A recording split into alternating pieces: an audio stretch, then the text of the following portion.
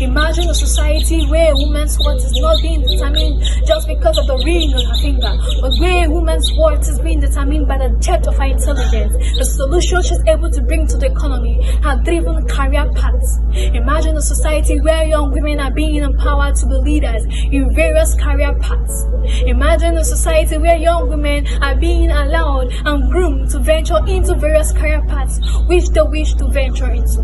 Just imagine a society like that. And it is true that as women, we've been clamoring over the years for gender equality. But there's a lingering and important question which we must answer today. Why is women's worth tied with marriage? I am Nwaogu Chidera, and I believe that women's worth should not be tied with marriage. It is true that over the years, this notion has stemmed from historical antecedents and cultural precedents. They have made us believe that as women, in order for you to say to have lived a purposeful life, then you must be married. They have given us untrue facts, unrealistic arguments, that as women, in order for your voices to be heard, then you must come through your husband. Your husband must present your ideas and your innovations. But today we bring to them more realistic arguments. We bring to them the story of Wangari Maathai.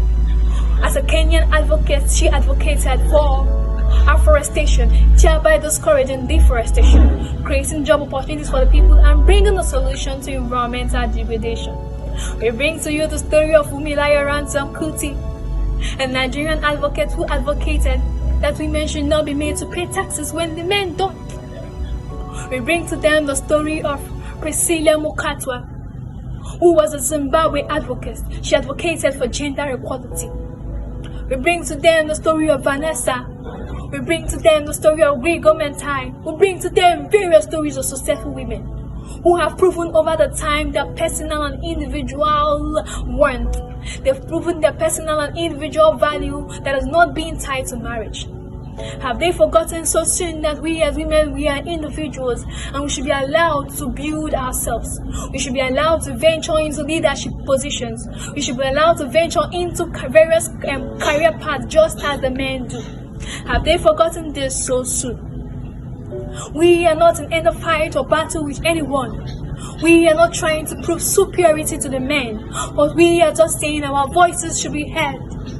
Our cries are enough. It is time to put a stop to this. Women, men, it is time for we all to rise up. It is time for us to show that our worth is not being tied to marriage. It is time for us to show that we have personal ambitions. It is true that marriage is a good and important foundation, but there's not an end to it.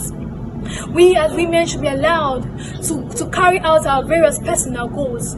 We should be allowed to carry out our various personal values. I urge all women, I urge all men, children today to stand up and advocate that their voices should be heard, that their solutions should be accepted, that their ideas and values should be accepted, and that their values should not and never be tied to marriage. I urge all women today to stand up and